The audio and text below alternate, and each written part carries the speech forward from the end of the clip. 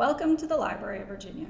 I'm Mary Julian, one of the curators of our exhibition, We Demand, Women's Suffrage in Virginia, which opened at the library earlier this year as part of our celebration of the ratification of the 19th Amendment guaranteeing women's voting rights. Since the library is currently closed, we wanted to bring some parts of the exhibition to you. Today, we want to talk about the papers of the Equal Suffrage League of Virginia, which were instrumental in documenting the work of Virginia suffragists. How did the Library of Virginia acquire 31 boxes of Equal Suffrage League records?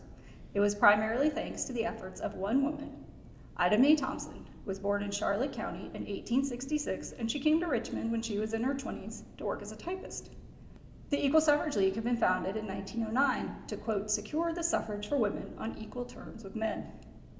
As headquarters secretary, Ida Mae Thompson typed countless letters, ordered supplies, scheduled speaking engagements, and mailed out tens of thousands of leaflets, press releases, news bulletins, and other literature to local leagues. Not only did she keep the office running smoothly, she also helped preserve the history of the Equal Suffrage League. In 1926, Thompson and other former officers gave their banners and flags to the governor, although they were lost after the State Museum where they were displayed later closed. And if you have ever seen these banners or pictures of banners on display, please let us know because we'd love to see them. Fortunately, the documents have a happier ending. In 1936, Thompson was working for the Historical Records Survey, which was one of the New Deal programs created to provide jobs during the Great Depression. She started writing to former suffrage advocates across the state. In dozens of letters, she asked for, quote, minutes, samples of pamphlets or flyers, or other printed matter, including newspaper clippings or information that workers may remember, etc. In fact, we want any data that will help to make a complete history of the suffrage movement in Virginia.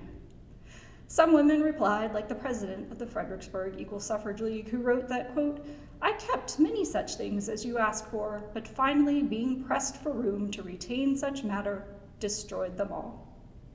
But fortunately, other women, like Norfolk Equal Suffrage League President Jessie Townsend, sent boxes of documents and memorabilia. Thompson collected more than 25,000 items, including letters, annual reports, meeting minutes, publications, advertisements for public speeches, lists of officers and members, and campaign buttons and ribbons. There's information on the local leagues, often a list of founding members or officers. I was excited to see a document for the Glen Allen League in Henrico County. It turned out that the league's chairman was Maud Trevette, whose name I recognize because the elementary school my daughter attended is named for her. You never know what kind of connections you might find.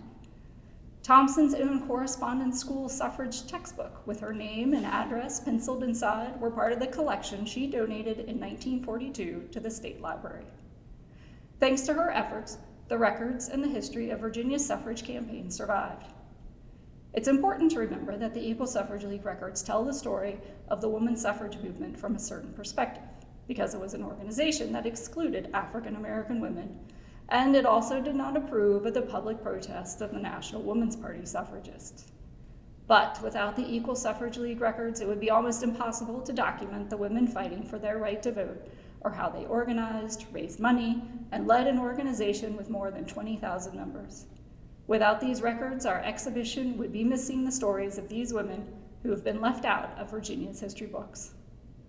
When the library is open again, I hope you will visit our exhibition and get to see these pieces of history for yourself. In the meantime, you can learn more about the Equal Suffrage League and even how to help us transcribe the digitized documents from this collection at our website, edu.lva.virginia.gov/wedemand. Thanks for joining us.